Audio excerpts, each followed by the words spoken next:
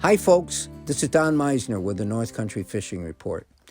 I've got to tell you, there's so many aspects to fishing to talk about, and so many aspects to the fishing that we do right now that I think is important for you all to think of. But I'm going to concentrate on one thing today, one thing that I think could make a difference in not only your fishing for that day, but the fishing in the future. And that is, and this is going to sound so simple and so crazy, but the size of the hook that you use.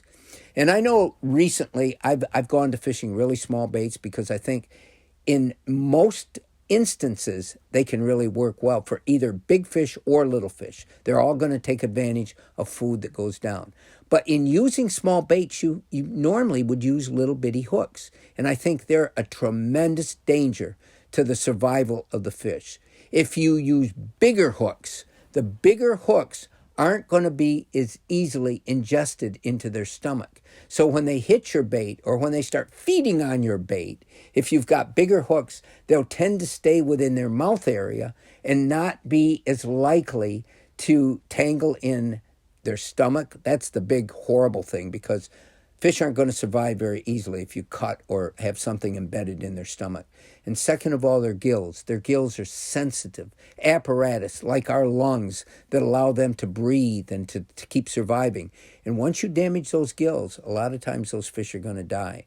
So by using bigger hooks, and especially single hooks, I think you give the fish a lot better chance of surviving so that we can catch them again and again. And they can have baby fish where if they die, they're not going to be able to reproduce. So again, I think a bigger hook sometime is the best way to go. I know as a kid, I always used little tiny hooks because I figured I'd catch more fish.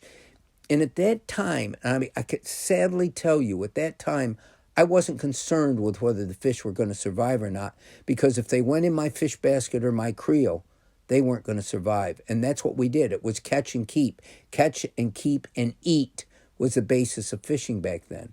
But today, it's catch and release.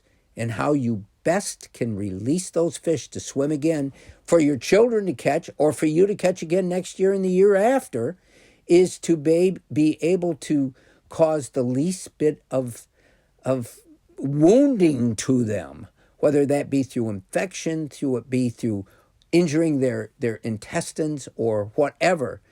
If you can do things to keep that from happening, and big hooks can really make a big difference. Until next time, folks, this is Don Meisner with the North Country Fishing Report.